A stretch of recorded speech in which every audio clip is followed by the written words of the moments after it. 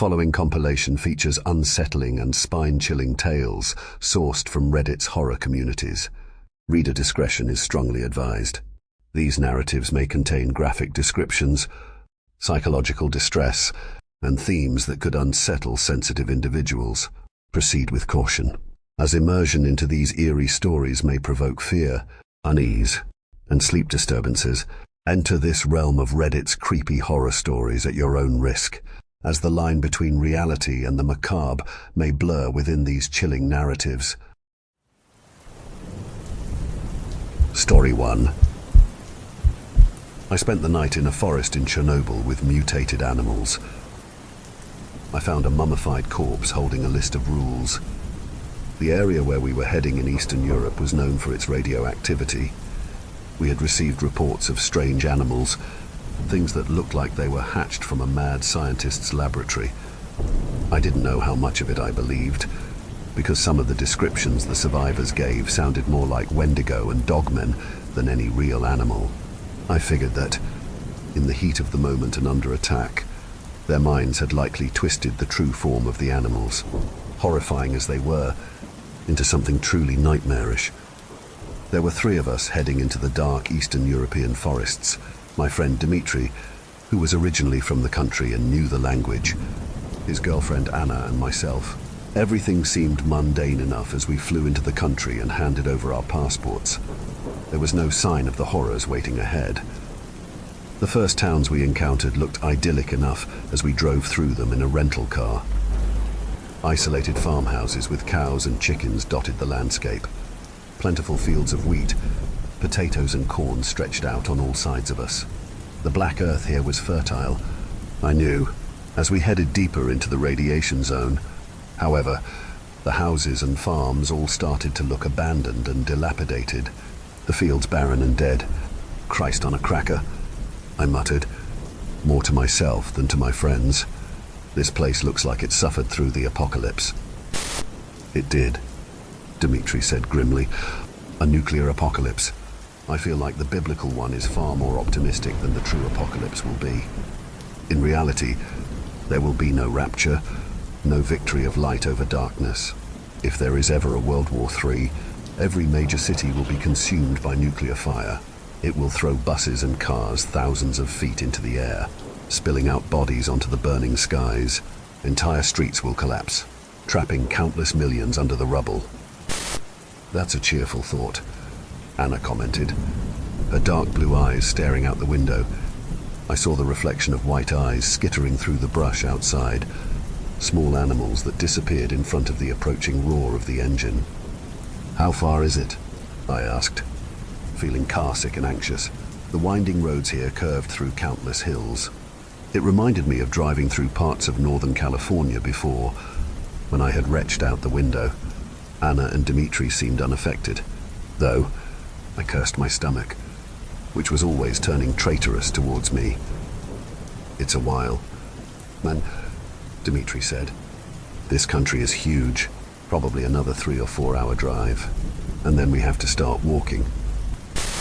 Good thing we left before dawn, Anna said, stifling a yawn. She had a can of some cheap Russian Red Bull knockoff, some fluorescent green crap that smelled like chemicals, but she drank it as if it were the finest French wine. I gazed out at the dark forests that passed us on both sides, wondering what kind of sights lay ahead in this land of the damned.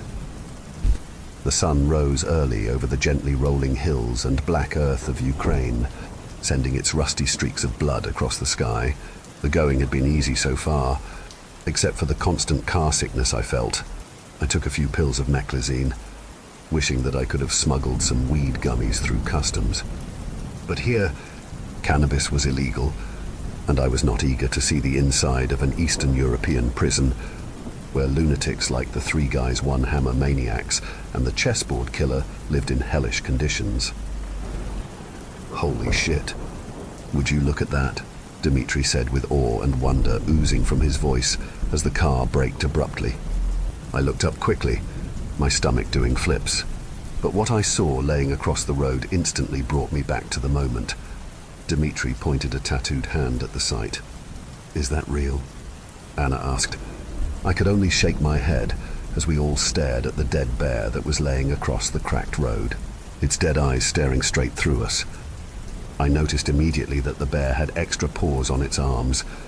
Blood-stained claws jutted sharply out of its 4 paws, each seeming to have 7 fingers. Its feet looked stunted and twisted, like the roots of a tree. An extra arm stuck out of the front of its chest, a pale, white fleshy growth emerging from its sternum. The mutated limb looked malformed and boneless, causing a sense of revulsion to rise up as I gazed on it. It flopped gently in the heavy wind that swirled down the surrounding hills. "Well, I guess the rumors are true," Dmitri said slowly, his eyes as wide and excited as a child. "Can you imagine what other kinds of things must be lurking in these forests? This is going to make a really awesome documentary." Anna nodded, playing with a small, handheld digital camera she took everywhere with her.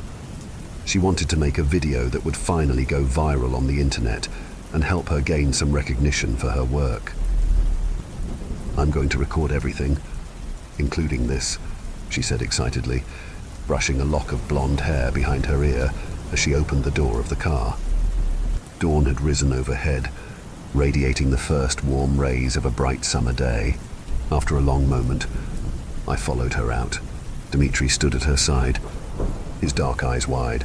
He ran a trembling hand over his shaved head as he looked down at the enormous bear. Anna zoomed in with the camera, kneeling down before the still beast. Her finely formed fingers shook with excitement as she drew within inches of the corpse. I wondered how the bear had died, as I didn't see any signs of injuries on the creature's body. The next moment, I saw it blink. I backpedaled away, giving a hoarse, guttural shout of warning. Anna was busy staring at the screen of the digital camera, scanning it across the bear's extra fingers and limbs. But the panic that swept over Dmitri's face showed me that he, too, had seen it. He grabbed Anna's arm, dragging her back with sudden fury. She stumbled, her legs crossing under her. She crashed into him and they fell back together. A moment later, the bear came to life, its bones cracking as it twisted its head to look at the 3 of us. It swiped a mutated paw at the place where Anna's face had been only a moment before. I heard the sharp claws slice through the air like switchblades. The bear's head ratcheted over to glare at us. It gnashed its teeth as silver streams of saliva flew from its shaking head. With a primal roar, it leapt off the ground. I turned to run back to the safety of the car, but I nearly tripped when a pale figure streaked out of the forest right in front of me. It looked like something conjured up in a nightmare. It was naked and bloated, its skin white with bulging, pink cheeks. It looked to have a combination of human and pig features, and yet it ran upright like a person. Its irises were blood red, its pupils huge and excited. Its beady eyes flicked over to Anna, and a low, satisfied growl erupted from its wide throat. I watched the muscles work furiously in its porcine body as it sprinted towards her. Before either Dmitri or I could react, the pig thing grabbed Anna around the neck, its sharp, black fingers digging deeply into her skin. She squealed like a strangled rabbit as it dragged her away into the dark Ukrainian forests. Its pink lips pulled back in an excited grimace, revealing the sharp fangs underneath. I heard its guttural growls fade away rapidly. It sprinted much faster than a person, its hooves slamming the ground over and over at a superhuman speed. "Hey," Dmitri called excitedly, taking a step forward. "What do you—" A giant bear paw with too many gleaming claws smacked his leg out from under him, sending him flying. I only stood there, shell-shocked and amazed, as Anna disappeared into the trees. A single moment later, the bear rose to its full height, roaring at us. Streams of spit flew from its mouth as its rancid breath washed over us, breath that emanated a smell like roadkill and infection. I put my hands up, flinching, expecting a blow that never came. When I looked up, the bear had gone back on all fours. It ran in the path the pig creature had gone, its white, boneless extra limb hanging limply from its chest. "What the fuck?" Dmitri cried on the ground, rocking back and forth. I came back to life, running over to his side. I saw deep gouge marks slice through his blue jeans, Bright streams of blood lazily dripped from the claw marks on his left leg. "We need to get help," I cried, shaking him. His eyes looked far away and confused, as if he didn't fully realize what was happening. "We need to go back and get the police."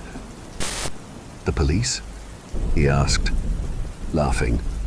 "The police here won't do anything. You think they're going to travel out into the radioactivity zone just for a missing person?" He shook his head grimly before reaching out a hand to me. "Help me up. There's a first aid kit in the car. We need to bandage this up. Then we're going after Anna." We had no way to call for help. The phones this far out in Chernobyl didn't work, and there were never any cell phone towers built in the silent land. After Dmitri had disinfected and bandaged his legs, he rummaged through the trunk, looking for weapons. "Goddamn. There's nothing good here," he said despondently. "Some bear mace, some knives. What good is any of that going to do against these mutated monsters? We need an AK-47. I nodded in agreement. "Too bad we're not in the US," I said. "The only guns you're going to get around here are the ones you take off the bodies of Russian soldiers." "Yeah, if only," he muttered sadly, handing me a large folding knife. "We have 1 canister of bear mace, 3 knives and a tire iron. Not exactly an arsenal." I really didn't want to go into those dark woods, but thinking of Anna being tortured or murdered made me feel sick and weak. I shook my head, mentally torn. "Here, take the bear mace. 2, I'll take the tire iron and a knife," he continued, forcing the black canister into my numb fingers. "You ready for this?" "Absolutely not," I said. "I think we should try to find help. If we both go out there and get slaughtered, no one will ever find Anna.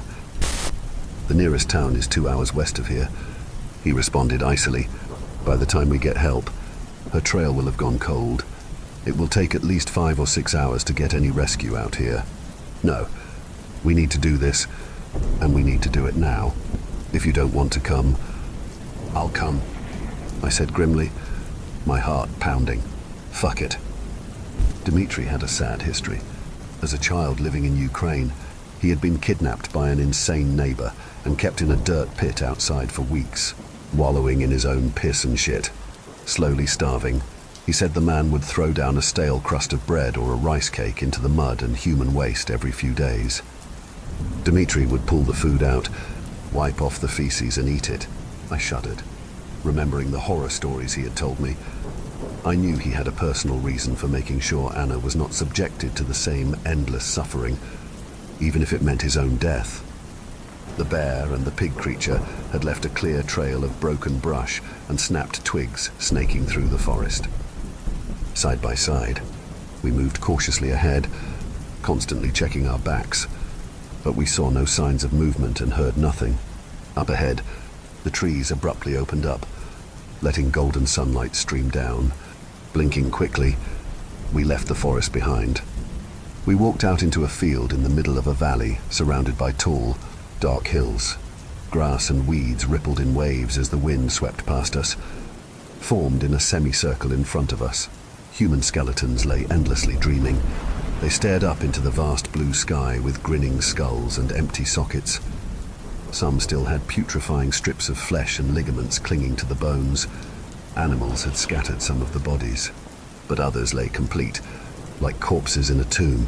Human skulls, leg bones and arm bones lay scattered haphazardly across the field, their surfaces yellowed and cracked with age. It looked like a bone orchard. "What are we looking at right now?" I whispered, furtively glancing around at the field of bones. An insane part of my mind wondered if they might rise from the dead and come after us. Compared to what we had already seen in this place of nightmares, it didn't seem that far-fetched. "Dead bodies," Dmitri said grimly. "Victims of the nuclear accident?" I asked. He shook his head, pointing at some of the fresher corpses nearby. Their throats looked like they had been ripped out, the bones of their necks showing deep bite marks. The one nearest us had its skeletal fingers wrapped around a glass bottle with a piece of paper rolled inside and a cork inserted into the top. I knelt down, prying the fingers back with soft, cracking noises. I uncorked it and took out the paper. It felt thick in my hands, like some kind of handcrafted paper from the old days. The cursive flowing across the sheet looked like it had been written in a quill pen with actual ink. In confusion, I read the letter aloud. Rules to survive in the Hellskin Nature Preserve. 1. The cult known as the Golden Butchers has been kidnapping women to breed them with the pig creatures. They worship the offspring that result from these unions as gods. If a member of your group gets taken, you will find them in the living farm at the end of the forest. 2. If you encounter Mr. Welcome, the enormous pig god with the eyes on his forehead, you must not let him touch you. 3. The red snakes can only see while you're moving. If you encounter them, stay still, don't even breathe. Breeding women with pig creatures? Dmitri cried, horror washing over his face. We need to find her, but where do we even start? I looked through the field, trying to see any sign of tracks, but it looked like hundreds of animals had gone through this field recently. Paths of tall, crushed grass crisscrossed the enormous length of it, some of them worn down to black dirt and stones. I just shook my head, having no idea. A distant scream rolled its way down the surrounding hills. It came from our left and sounded very much like Anna. Dmitri's eyes turned cold. Without looking back at me, he started frantically running towards the sound. It faded away within seconds. "Wait up!" I cried, sprinting as fast as I could.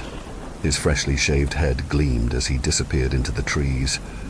Gripping the open buck knife in my hand, my knuckles white with tension and fear, I followed after him. We wandered for hours through the woods, never hearing a second scream to guide our path. We both hoped that we were going in the right direction. A small deer trail winding through the brush opened up, heading up rocky hills and clear streams of water. Sweating and nervous, we traveled for miles and miles, rarely talking. A few times, I tried to get Dmitri to slow down. "How do you know you're going in the right direction?" I asked. "We've been walking this trail for 5 hours and haven't seen a thing." This was the direction the scream came from, he said weakly. Where else would they go? They would want to travel quickly with a hostage. They would take a trail. I didn't point out that there may be other trails, that we had absolutely no idea where we were going. As we reached the peak of a mountain, I pulled a small, portable Geiger counter we had taken along for the trip. The radioactivity here was high, much higher than normal background radiation. I didn't know how far we were from the nuclear power plant at the center of all this, but at a certain point, it would become too dangerous to keep moving forward. Dmitri was next to me, chugging a bottle of water, when a shriek rang out below us. It sounded almost animalistic, but had a strange electronic distortion, amplified to an ear-splitting cacophony. It echoed through the trees. Much quieter roars answered from the forests all around us in response. The cries of bears and other predators. These sounded much closer.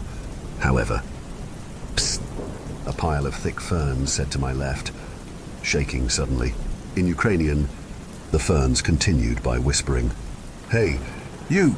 I jumped, swinging the knife in the direction of the brush, watching the blade shake wildly in my hand as fresh waves of adrenaline surged through my body. Dmitri was by my side, his eyes wide and wild. He glanced over at me, nodding. He had the tire iron raised like a tennis racket, ready to strike. A moment later, a little boy crawled out. He was scarecrow thin, his face smudged with dirt and filth, his dark eyes sunken and lifeless deep inside his small head. He had black hair and a nose like a little twisted lump in the center of his face. It seemed like it had been repeatedly broken. He didn't look older than 10, but he looked so emaciated that it was impossible to say. The rags and tatters he wore barely covered his body, and the boy was almost in his Genesis suit. "Come out," I said grimly. Dmitri's eyes bulged from his head. "Don't kill me. Please," the boy whispered in a cracked, choked voice, his accent giving all his words a guttural tone. "Take me out of here. My mom and dad brought me here. They were part of the Golden Butchers, but a couple months ago, they got sick and died from all the poison in the water and food." Who are you? Kid? Dmitri said, reaching down and pulling him up to his feet. I watched the boy closely, the bear mace in one hand and the knife in the other, looking for any sign of sudden violence or betrayal. My name is Philip. I come from the farm, he said, pointing vaguely towards the tallest peak in the area. You can't see it from here, but it's over there. Dmitri kneeled down until he was eye to eye with Philip. Can you take us there? He said. Philip's eyes teared up, but he slowly nodded. If you will take me with you when you leave, I'll show you, he said, crying now, but it is a horrible place. It is the place of Mr. Welcome. Philip guided us to the living farm, saving us a great deal of time. He navigated the forest like an experienced hiker, seeming to know the entire area from the smallest clues. A split, fallen tree, or a tree with a whirl like an eye, or a sudden curve in a babbling brook.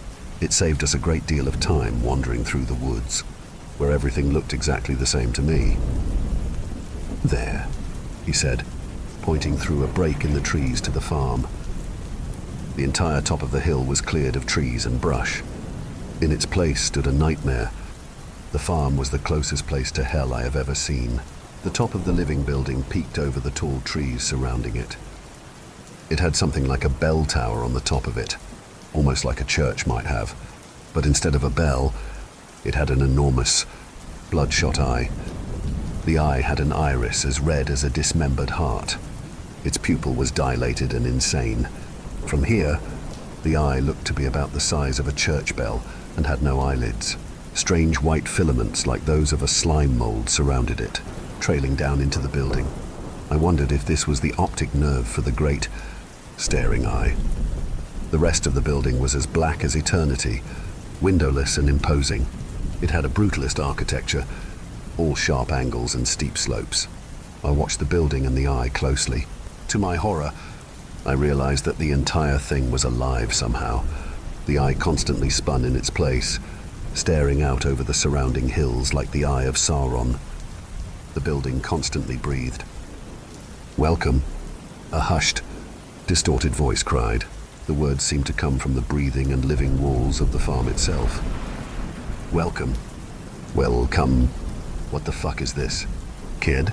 Dmitri whispered hoarsely. Where's Anna? Philip shook his head sadly. She's inside with the other breeders, he said, the fear and terror evident on his face. They keep them chained in cages or bound in the basement until the time for the ritual comes. And when is that? I asked. He looked up at the sky and the fading light. We had somehow wasted nearly an entire day already. Night was coming, and we hadn't even seen Anna yet. At sunset, he responded. Dmitri nearly jumped up at that. Sunset? That's almost here. We need to go now, he cried. I almost wanted to laugh. What are you going to do? Stab that enormous building with your knife? I whispered. We need a plan. Maybe we can burn it down or... But my words were cut off by the roaring of the building. Its scream echoed over the hills. It was immediately answered by countless others, including one that came only a few dozen feet behind us. I grabbed Dmitri's shoulder, my panicked eyes flicking in that direction. There's something, I started to say when the brush cracked under a heavy weight. Looking up, I saw something horrible stalking us from behind. It looked like a pig, walking on all fours with a fat, bloated body, but it was the size of an SUV. Its eyes were like the eye in the building, blood red and dilated, all over its body. Hundreds of sharp teeth grew out of its skin, covering the pink flesh like tumors. The creature almost looked like a porcupine with all the sharp points of fangs projecting from its body. For a moment, its eyes widened as we stared at each other. They instantly narrowed as the pig roared again and gave chase. It gnashed its teeth, opening and closing its mouth in a frenzy of bloodlust. In its mouth, too, the teeth grew wild. Hundreds of razor-sharp teeth of different sizes grew from its gums, tongue and lips. Run, I cried, grabbing Philip's arm and hauling him off the ground. The boy had a natural survivor's instincts and immediately started running by my side. away from the approaching creature. We broke out into the massive clearing where the living farm stood. I saw that the building had only a single door in and out, a black barn door that stood wide open. I heard Dimitri's feet pounding the ground behind me. The heavy thuds of the approaching creature drew louder by the second. "In the barn," I cried, not having time to think. It was the only possible place of safety here. I sprinted faster than I ever had before towards those doors, as if they were entrance to paradise itself. Without slowing, I ran into the building, trying to slam one of the doors shut behind me. Dimitri grabbed the other. With the creature only seconds away, they started swinging shut. Philip's small body pressed against my leg as he came forward, using his meager strength to help me.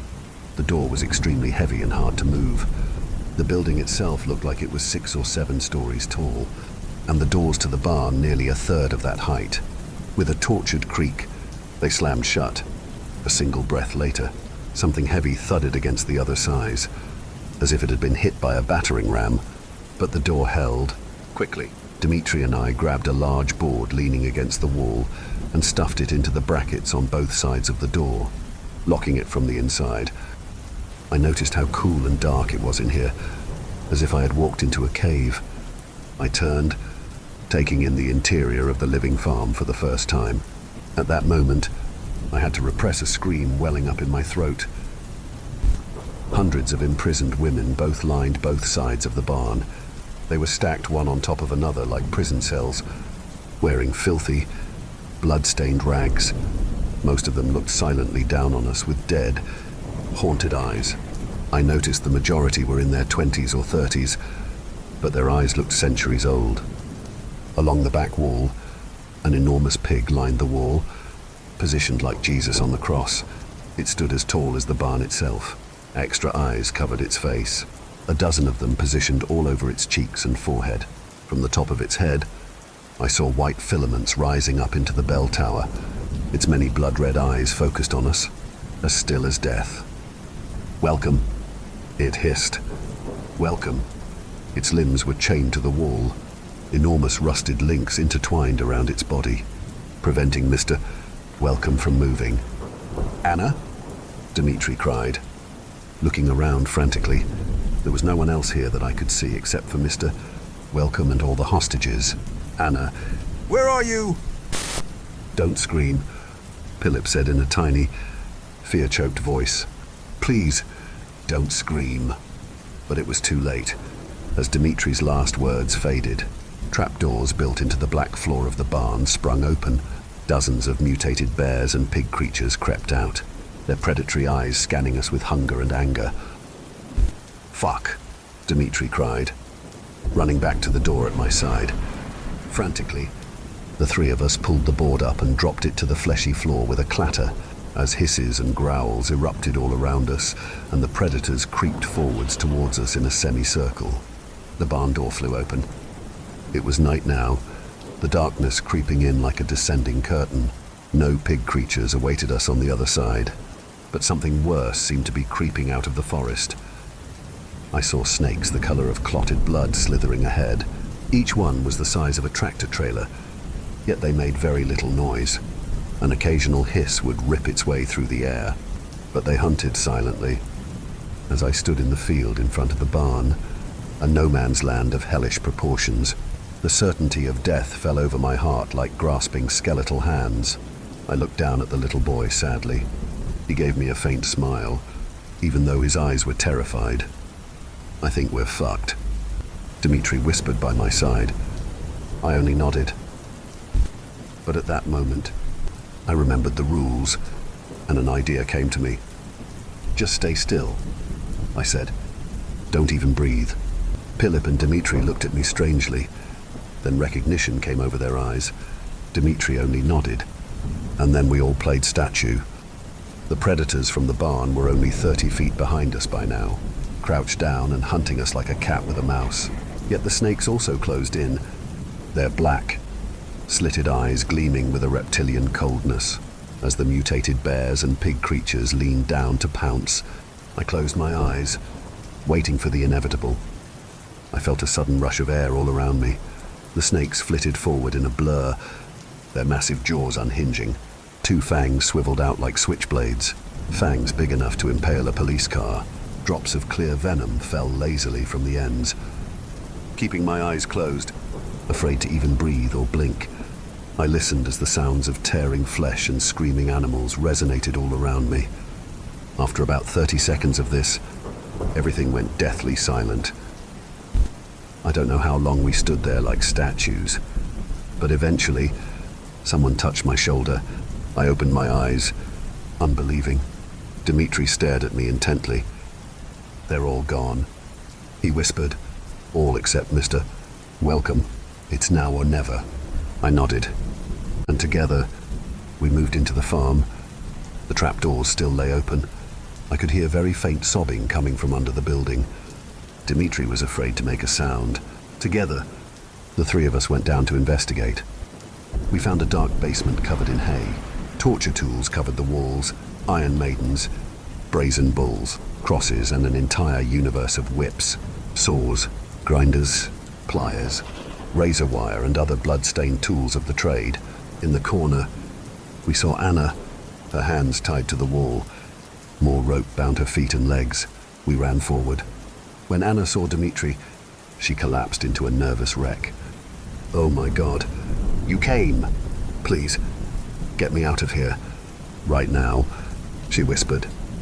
"They're coming. The ritual will start soon." Without a word, we started cutting the ropes, freeing her quickly. "We need to be as quiet as possible," I told Anna. "We can all get out of here. Let's go." As we ascended from the basement back to the main floor of the living farm, the repetitive, metallic voice of Mr. Welcome kept repeating the same insane mantra. "Welcome," it said. "Welcome," once the four of us were all together.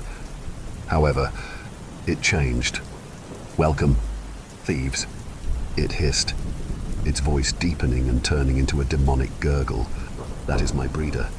You will have to find out what happens to thieves." I could only imagine all those blood-stained tools in the basement, and I shuddered. Mr.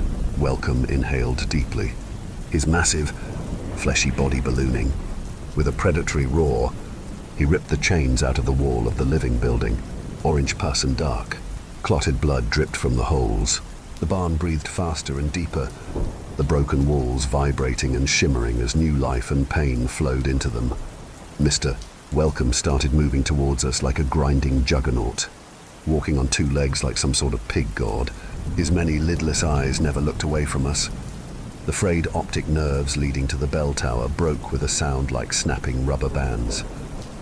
Dmitri looked at me with great sadness in his eyes. "Get away," he whispered. "I'll distract it.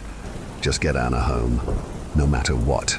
Before I could respond, he ran forwards towards the abomination, the small, useless knife raised in one hand.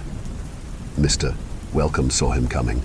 He tried to swipe at Dmitri with a sharp, black hoof, but Dmitri ducked, running around the back of him.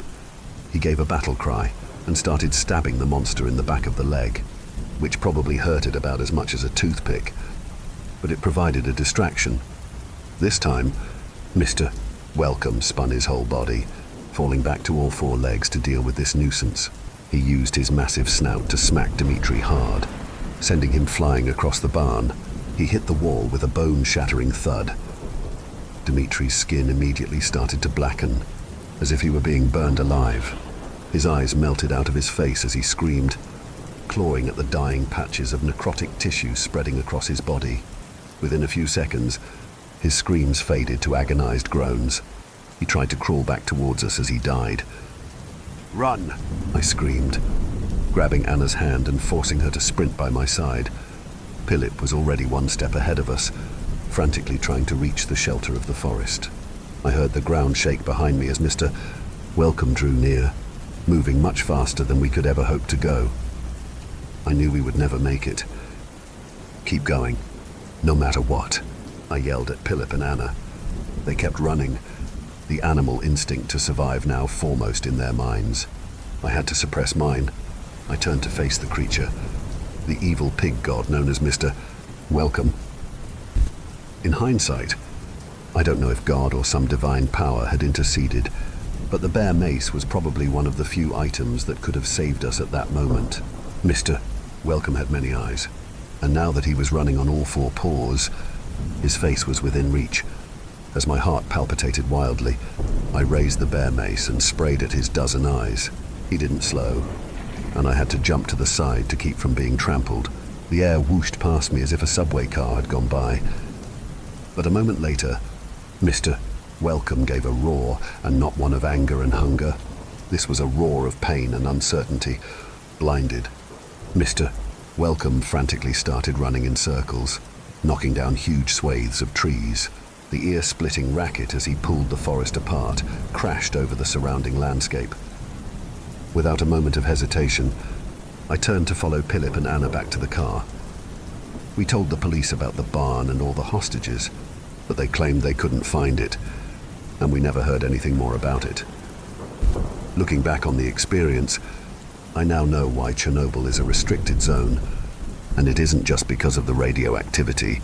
There are some things that hide under the surface, after all, things that grow in the dark, rotted places where no eyes roam. Story 2. The Conduit. I hated being alone. I don't mean on my own.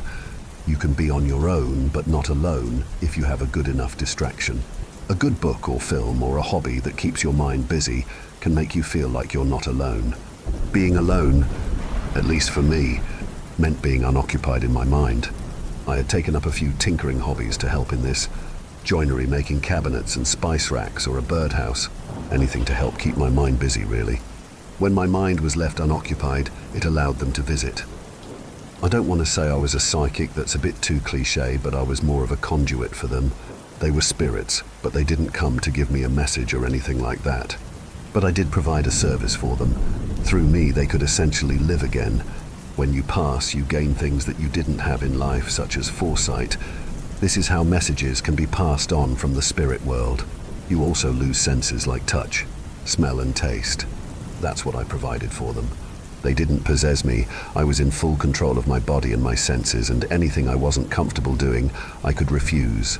Some of them were okay with this, a little disappointed perhaps, but ultimately okay with my decision. Others weren't as nice and could, and some did, inflict illnesses upon me, usually flu-like symptoms that passed after a day or two. The first time it happened weirded me out. I was in my 20s and just bought a motorbike. It was a sunny spring morning, and so donned in my leathers and helmet, I hit the country roads and headed to a coastal town in the north of England. I walked along the seafront, just taking in the sights and the sounds, when I had an urge to smell the sea air. Just stand there and take lungful after lungful of the salty air. Then when I noticed him, he was a tall man in a bespoke suit, wearing wire-thin spectacles and a type of bowler hat. He was sitting on a bench just staring at me. He looked not out of place, but out of time, like I'd been transported back 100 years. The strangest thing was, I knew him, even though I had never seen him before in my life. I knew everything about him. I knew his name, address, how old he was, where he worked and how he died. Interesting gift, he said to me, a look of puzzlement on his face. I sat down next to him. That I can see you? I asked him. I thought many people had that gift. He smiled at me. It was a warm and friendly smile. You don't know, do you? He was a very well-spoken man, and you could tell he was educated. From what I remember, he worked in financing, a banker or insurance. It's funny. In the moment, there isn't a detail I don't know, but afterwards it's like trying to peer through a dirty window on a foggy street. You get bits and pieces, but you almost have to guess at other parts. You're a conduit, he said in a matter-of-fact tone. The bloody hell's one of them, I asked, trying not to sound rude. He let out a small laugh.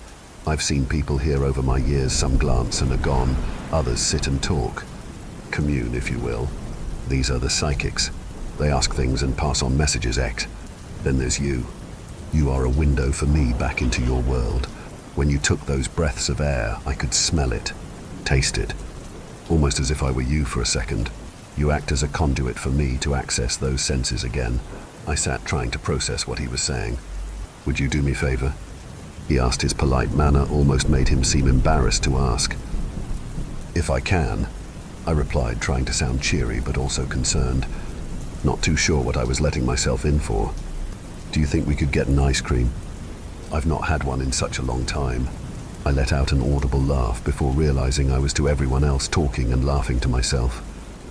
After that realization, I quickly said yes and began to walk towards the ice cream parlor.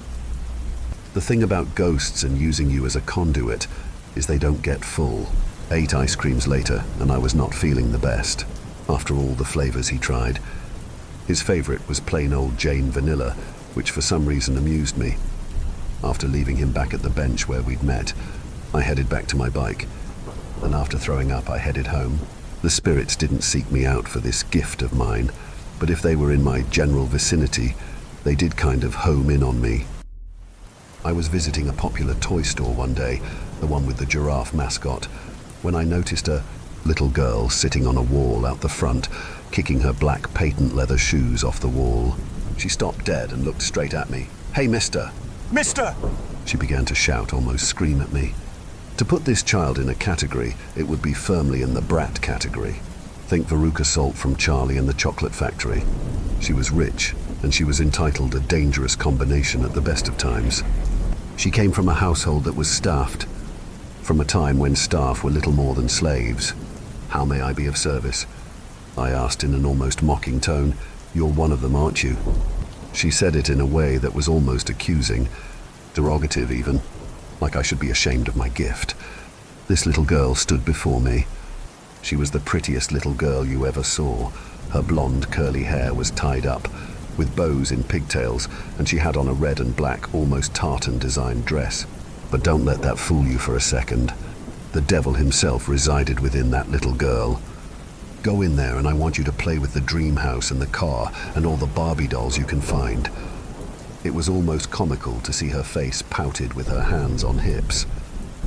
I was waiting for the foot tap to complete the look, but that part she missed off. "Yeah, sorry that ain't happening." I walked past her. She began to scream as she followed me around the store, my very own little bratty shopper. "I want to play." "Now play!" Forgetting who I was talking to and where I was talking to them, I turned.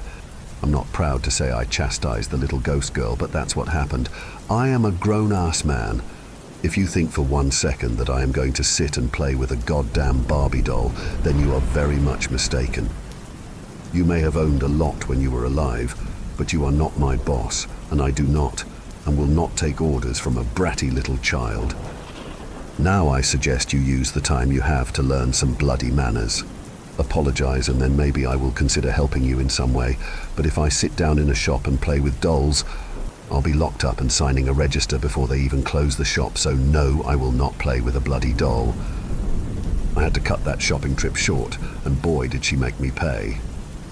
I was holed up in bed for a week with a mysterious flu, and no amount of countertop drugs came close to even touching it.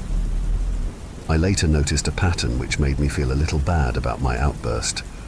I wouldn't say I was completely bombarded by spirits, but I had a fair few. What I picked up on was when someone passed naturally, they were a lot more mild-mannered and polite. But if they were cut short and hadn't fulfilled their lives, they were bitter and obnoxious and just mean. Maybe it wasn't her fault she acted the way she did.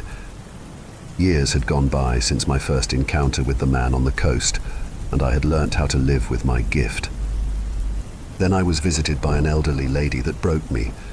I believe her name was Edith or Enid. It was short and started with an E. She was one of the only ones that visited me at my home.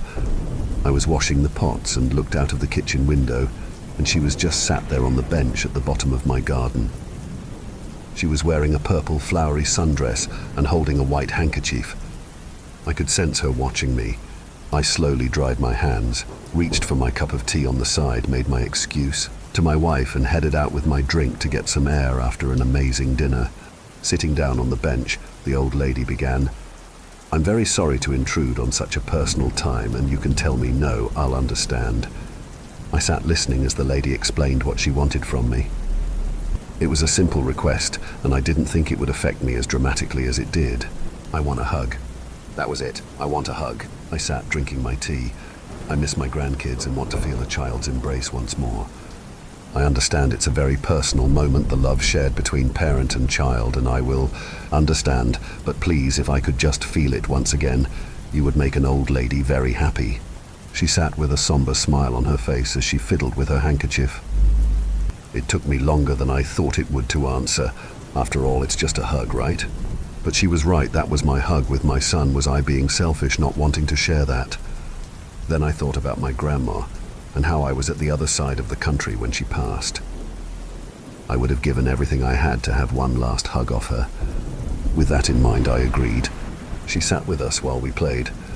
I bathed him and rubbed him down with the warmest, fluffiest towel we owned, while she sat smiling and watching.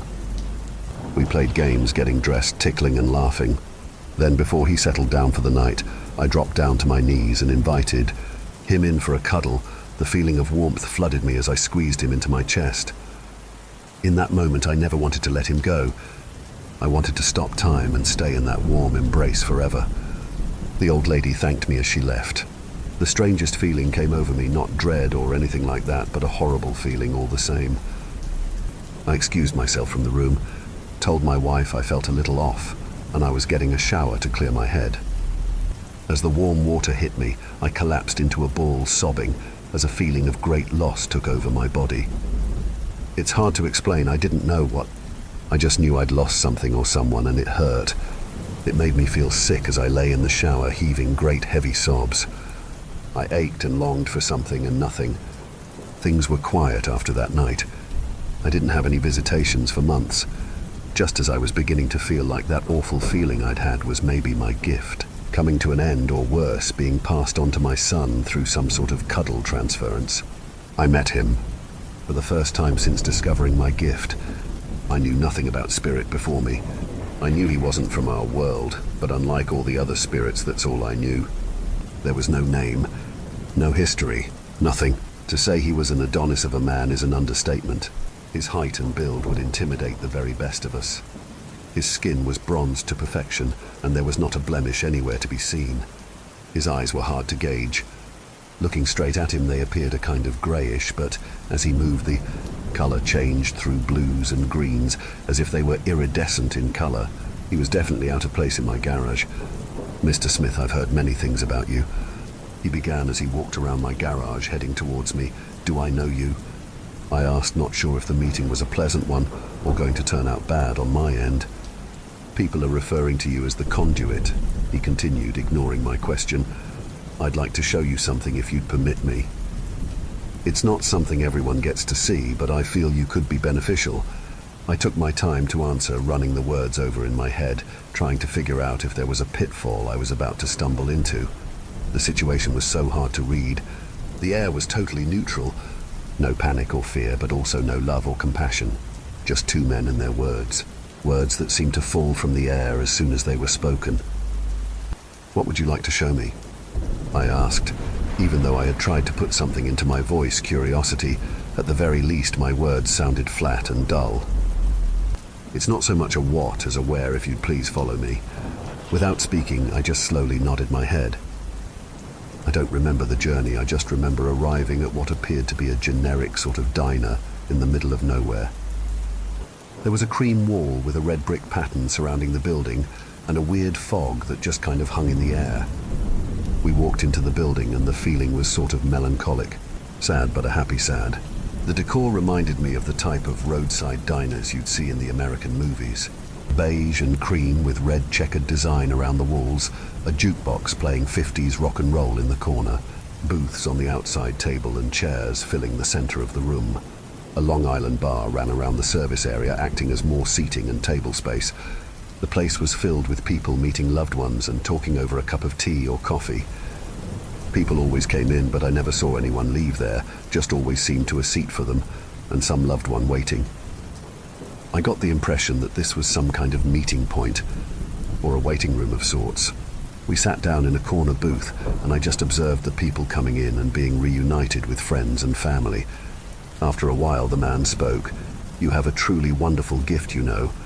You can bring joy and comfort to people that have forgotten or don't realize they're missing it. We do try to make things familiar, but we can't replicate what we don't remember.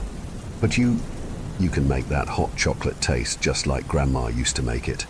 You can give that comfort and joy. It wouldn't be permanent, just visit now and then. I looked around again. That melancholic feeling I felt when I first walked in had lifted slightly, and a warmth had started coming through.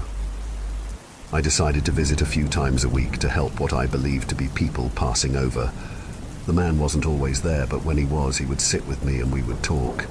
I don't remember much of our chats, but one stuck out. One I did remember, and it made me feel like there was a hidden agenda to my needs in the diner. Do you know what every civilization has in common? The man looked up from his coffee as he asked the question, what every civilization that has ever existed have all done, what they have all created. I took a sip of my coffee and thought about the question, war. I responded, causing him to laugh. War, that's a good one, and technically yes, but no, that's not what I'm thinking of. No, every civilization that has ever existed has created religion, a god, a deity, someone or something to point at and thank or curse depending on how things are going. Over time, civilizations have come and gone, their gods have changed, and they too have come and gone, but every civilization always finds a religious relief. There's going to be changes happening, and as in the past, a new god, a new deity will be formed. And as also happened in the past, this new deity, this new god will be challenged, will be fought against, but their word must prevail. I sat in my chair, not sure how to respond. Why are you telling me this? I am no messenger, no messiah. I'm a middle-aged man from the north of England. If I start claiming to be the second coming of Christ, they'll lock me up. The man looked back at me, his smile was different. It looked friendly enough, but underneath it had a new meaning. We're not asking you to be a messiah. This is just a chat. You've already played your part in what's to come. Mr. Smith, a friendly word of advice. People who go against the grain often find themselves wandering the field. I looked at him confused. I'm not sure what that's supposed to mean, but I'll take your word for it. His smile faltered slightly as he leaned in. Come for a walk with me. I'd like to show you something else. We left the diner and headed out into the street. The light seemed darker and the mist a little thicker. We followed the cream and red wall around the outside of the diner. There were several plastic crates stacked up in a corner. He walked over and grabbed two, placing them at the base of the wall. Have a look, he said, gesturing to the second crate. Gingerly, I stepped up and peered over the wall. A feeling of dread washed over me as the landscape revealed itself. A large field stretched out in every direction. Trees and shrubs were dotted about. I could make out the silhouettes of people walking around, lost and scared. But there was something else. Something unseen lurked in the shadows, used the trees and shrubs as cover as it waited to strike. I couldn't see anything, but as with the spirits, I knew it was there watching, waiting. After seeing all I could stomach, I stepped down from the crate feeling shaken and confused, like I'd actually been one of the poor souls in the field. I trust you'll do what's right, Mr. Smith, when the time comes. I tried to avoid going after that, but I somehow got dragged back in. I would have spirits come and take me, even when I told them no. It was no longer my choice. I was now theirs, and they wanted me all the time. One day, while I was sat watching and drinking my coffee, as I always did, I noticed an old man sat watching me. He wasn't very tall, but the thing that stood out the most was his crazy hair. After some time of us looking at each other and nodding hello and awkwardly smiling, I couldn't help but notice he didn't have a visitor. I left my corner booth and made my way over to him. He was a very pleasant man and a very intelligent man. We talked for some time about everything and anything. Before I left, he asked me if I liked coming here still. I explained what had happened on my previous visit. My boy, he said, if you don't want to come, then don't. All you have to do is tune out. What do you mean, tune out? I asked. Think of your head like a radio. It picks up frequencies and plays them. If you don't like what's playing on the radio, you change the frequency. So if you don't like what's playing, my boy, just change the frequency. And how do I do that? For that you must find the dial, but alas, I cannot show that to you, for I do not know where it is. Another technique you could try is cancelling out the white noise. Have you ever been so busy that the whole world passes you by and you don't even notice it? Occupy the mind and you distract the senses. So that's what I did for the next however many years. I worked I got hobbies. I cooked. I created things in my garage. Anything to occupy my mind. Then today, I was sitting in my garden finishing off the last few coats of paint on the go-kart I had made for my grandson, when I heard his cheery voice coming round the corner. "Hey, Gramps," he shouted over as he made his way down the side of the house towards me. I stood up to look at him and wave. Seeing he was alone in, shouted over, "Who were you talking with, Peter?" He started laughing and looked up to his side, shaking his head. "He's silly, isn't he?" He said to no one, "It's your friend Enid Silly." My blood ran cold as the realization set in as to what the man meant. I'd already played my part. He meant my bloodline. Story 3. Listen to your fear in the wild, even if you don't understand why you're afraid. It was Mackenzie's idea to go camping. In fact, most things we do start out as one of her ideas. Neither of us were exactly outdoor enthusiasts, but we had both grown up in rural towns and did our share of hiking and fishing growing up. So I wasn't exactly daunted by the idea of spending a few days in the woods. But I wasn't excited either. School has just let out for spring break, and after another semester of getting kicked by midterms, it was very tempting to give in to my body's desire for a few days of uninterrupted sleep. Uninterrupted sleep, unfortunately, was not Mackenzie's idea of a good time. She had been suggesting the idea to me for weeks beforehand, and I had always brushed her off by claiming I had other things coming up. But by the time the break rolled around, I had run out of excuses, and she had already prepared everything with me in mind, so it was decided. We left on Sunday, despite Mackenzie making me wake up before the sun even rose to get on the road. I found myself in a strangely good mood.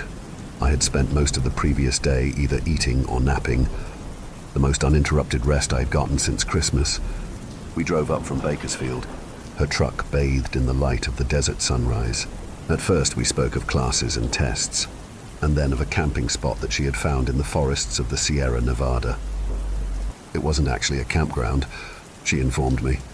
It was something called dispersed camping, which means you register a permit with park services and then you pitch a tent wherever you like, which also meant no water, heat, or electricity. Leave it to Mackenzie to make sure everything we do is to the extreme. By the time the desert scenery had bled into the browns and greens of the Sierra foothills, I had rifled through all of our packs. I trusted Mackenzie with the planning, but now that I realized we were going to be a little more off the grid than previously anticipated, I just wanted to make sure. We each had our own private tents and sleeping bags, along with a few days' supply of food and water, cooking utensils, first aid kits, and other items were divided up between our two packs, which were already stacked high enough to peek over my head when it was on my back.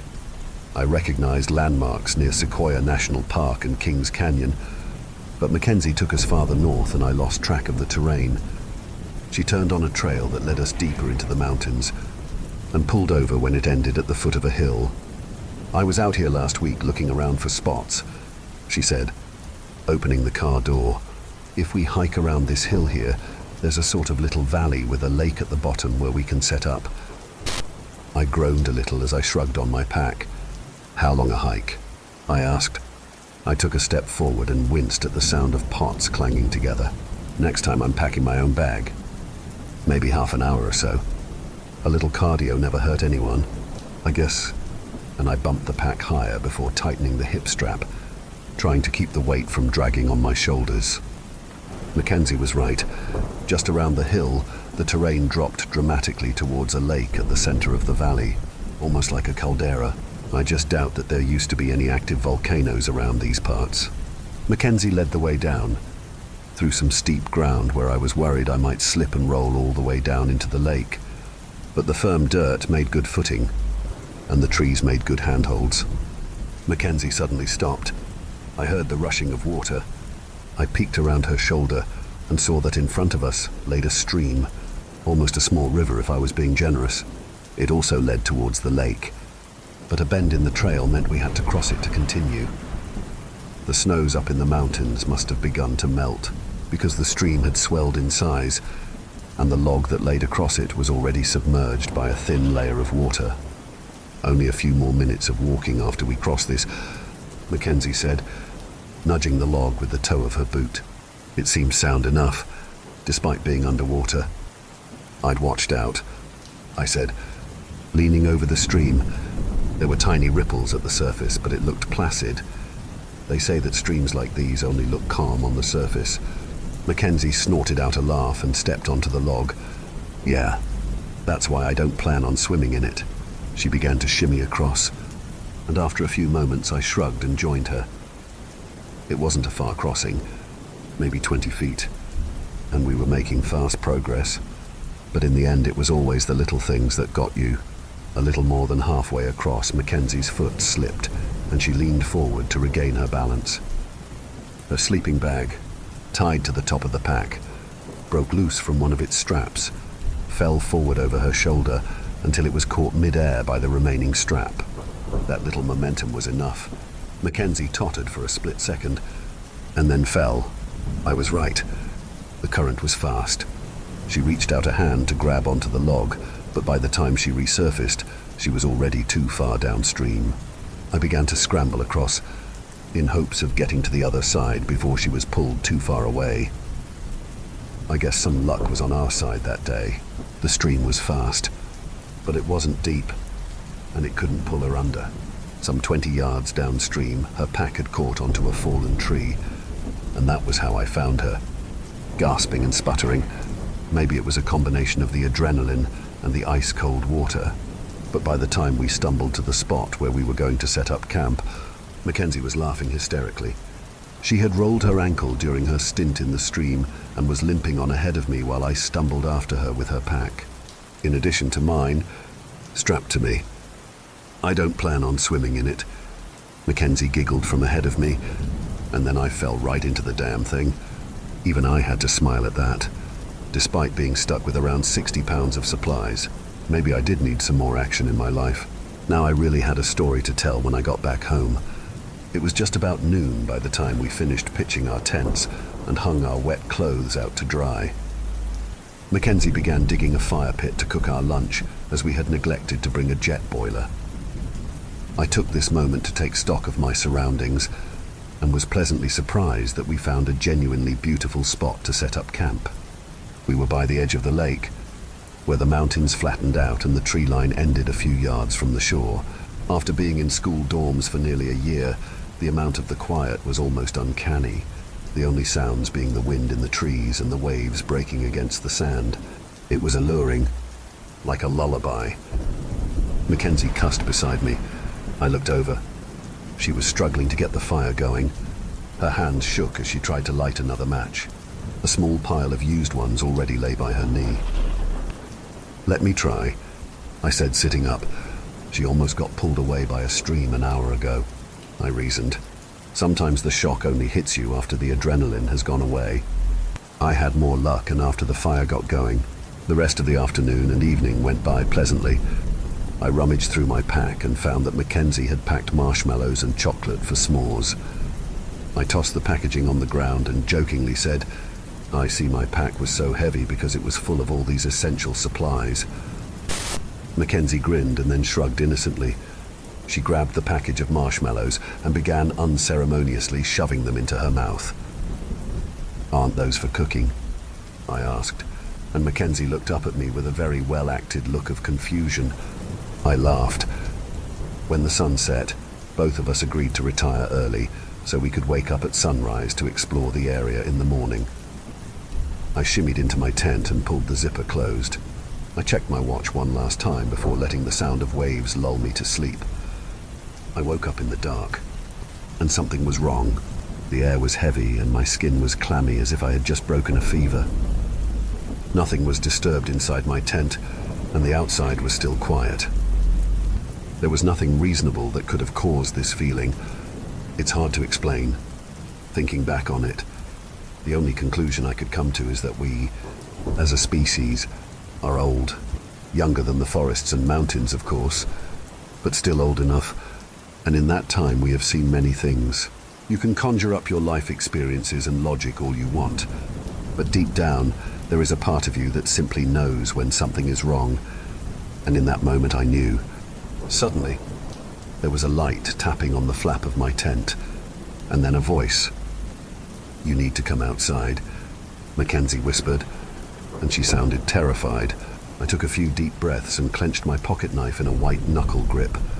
In a flurry of motion, I unzipped the flap and stuck my face outside. I came face to face with Mackenzie. Her hair was disheveled, and she looked to be on the verge of tears. I opened my mouth, but she clamped a hand down over my lips and motioned for me to be silent. For a few moments, neither of us spoke, and the only sound to be heard was our heavy breathing as we stared at each other. But then Mackenzie's eyes slowly drifted away from mine, towards the lake. I saw her pupils dilate until I could barely see the color of her eyes. "Run," she whispered. I didn't have time to question her. She leapt up and sprinted into the woods. I didn't waste a second before getting up and following her. The two of us crashed through the undergrowth. Perhaps Mackenzie was clearing the way in front of me because it was strangely easy. Maybe I was simply scared. "Mackenzie!" I called to the shape in front of me, but no answer. Only the sound of her breathing and the cracking of branches. "Mackenzie." "What's going on?" Still nothing. And then the adrenaline in my system began to run out, and suddenly I stopped. It was dark, almost too dark to see. We had left all our lanterns back at the camp, and the canopy practically blocked out any moonlight. We'd been running for several minutes, but there were no cuts on me or branches clinging to my hair. It was like I hadn't been forcing my way through the trees at all. It was as if they were welcoming me.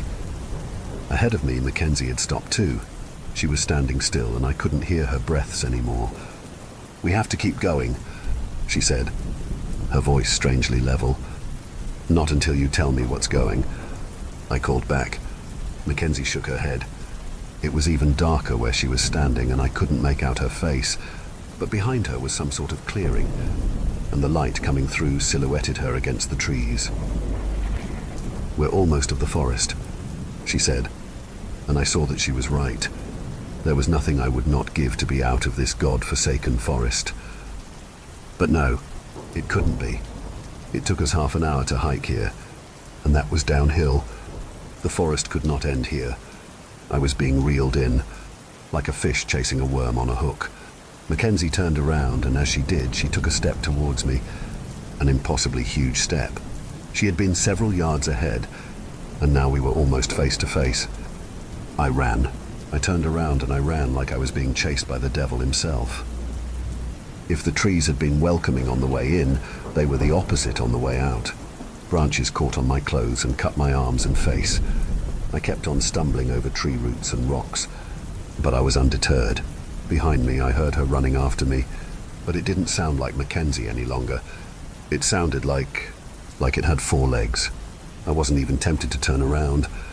I was too focused on running, and my eyes stayed locked on the light that marked the end of the tree line. I practically dove onto the beach and fell hard onto my hands and knees. I felt the bones in my wrist crunch at the landing. I continued to crawl until I was almost in the water before I turned around. There was nothing there. I wasn't far from our tents, and I watched in wonder as Mackenzie's tent unzipped from the inside and she stepped out. "What are you doing?" she asked groggily. I ran towards her and practically tackled her into a hug. It was thanks to Mackenzie that we both didn't fall, because in that moment my knees gave out. "There's something in the forest," I said, and to her credit, she immediately grew serious. "Did you see someone?" she asked, scanning the dark line of trees looming over us. "No," I said. "Well, yes, but I don't know." And at that moment I didn't want to tell her what I saw, because speaking of it makes it all the more real. "Something tried to lure me into the forest," I said at length, "but I don't think it's human." Mackenzie just stared at me. For a split second I thought she was going to call me insane, but it never came. "We need to get to the truck," she said. If she had any questions, she refrained from asking them. "No," I replied, regaining some of my composure. "It wants us in the forest." "We're as good as in the forest right now," Mackenzie reasoned. "The truck is right there. We need to leave." I looked up, and I could see the glint of the truck in the moonlight at the top of the hill. It seemed so close. I outran it once. We could do it again, and there'll be two of us this time. Once we're there, we'll drive, and we won't stop until this freak show is hours behind us. We could be in Bakersfield by morning. But no, we couldn't, because the truck is more than a mile away, tucked away behind some hill. We shouldn't be able to see it from here. It was simply impossible. Whatever it was a good hunter, I admit, because good hunters don't chase you with drums and torches. They come at night and they come quietly, disguised as everything you could want. When you are in the dark, they are a light. When you are trapped, they are escape. And when you are lonely, they are company. I pushed Mackenzie away. "Why didn't you wake up when I ran into the forest?" I asked. She shrugged, and her facial expression clearly showed that she thought I was being an idiot. "You were quiet," she replied. "But you heard me when I came back." She looked me in the eyes. "I guess you were louder." There was a tense moment between us where no one spoke. Then Mackenzie threw her hands into the air in exasperation. "What use is this?" she shouted. "We need to leave." I shook my head and took a step back. "No," I said. "I'm staying here." She looked at me like I had finally gone insane, but I wouldn't budge. Mackenzie took a step toward me, and I flipped my pocket knife open and pointed it at her. She stopped in her tracks and stared at me. You couldn't say she looked surprised. "So, it's going to be like this, huh?" I nodded, and the two of us lapsed into yet another silence. After a while, she sat and I followed suit. She talked to me all night. At first, she tried to convince me that we needed to leave. She begged me, in fact. She talked about how close the truck was and how dangerous it was to be out here. Then, as the night dragged on, she spoke of stranger things. She asked me if I was tired, and I didn't reply. "You never have to be tired again," she said. "I don't just mean tonight. What will you do once you leave? Go back to your life? Work? You will be tired for the rest of your life. You will die tired." She made a sweeping gesture with her hand that encompassed the expanse of trees behind her. "You can stay here forever," she said. "I promise you will never be tired again." When I didn't answer, she began to speak of her sisters. I knew for a fact that Mackenzie had no sisters. She talked about how they would gather berries for me and how they would make me a crown of oak leaves to wear. She told me that they stitched clothes with no seams and made fabrics from the foam of the sea. I was in a trance. She painted pictures in my mind of how they would fashion me flutes and harps, and how we would go dancing through the forests during winter, leaving behind only footprints in the snow. "When you sing," she said, smiling, "the snows will melt and you will bring in the first flowers of spring." And even so, I did not move and I did not sleep. Finally, just before the dawn broke, Mackenzie stood. "So this is it." And her voice didn't even sound like Mackenzie's anymore. "A marvelous hunt comes to an end." And she bent at the waist in a mock bow before turning around and walking into the woods. "You may leave." She laughed over her shoulder as she melted into the shadows. And her laugh echoed across the valley, making ripples in the water and shaking the trees like the wind. I didn't trust her. I waited until the sun was high in the sky before leaving everything but my knife, and I ran for it. I encountered nothing in the forest on the way back, but I also didn't stop to look. By the time I reached the truck, my legs were burning and I could feel my heartbeat in my ears. I am not lying when I say I did not touch the brake pedal even once driving out of those mountains. I never looked behind me either, but the trees casted shadows on the ground as I passed them. And just before I reached the edges of foothills, I swore I saw one in the shape of a woman, and I saw it waving. I called park services at the nearest town and gave them a polished version of what happened. They searched the area and found Mackenzie's body face down in the lake, carried there by the current. I don't know what I pulled out of that stream, but it wasn't her. It might sound twisted, but I was relieved to hear the news. I had thought that maybe Mackenzie had never been there with me, that it had planned this whole trip from start to finish. I'm still in shock, but I will mourn for my friend when the time comes. I saw the stream, I knew how shallow it was. Mackenzie should not have died, but it killed her. It murdered her, and it would have murdered me. So as beautiful as its words sounded, I did not stay. It has no power outside. It lives in the forests. I will say it again. It lives in the forests, and when you see it, you will know. Thank you for venturing into the darkness with us. If you dare to explore further, be sure to subscribe to our channel for more spine-tingling tales of horror and the supernatural. Remember, the shadows hold endless mysteries, waiting to be unveiled. Stay tuned for more bone-chilling stories as we continue to traverse the eerie depths of the unknown together. Until next time, may your dreams be free from the haunting echoes of our tales. Or perhaps not.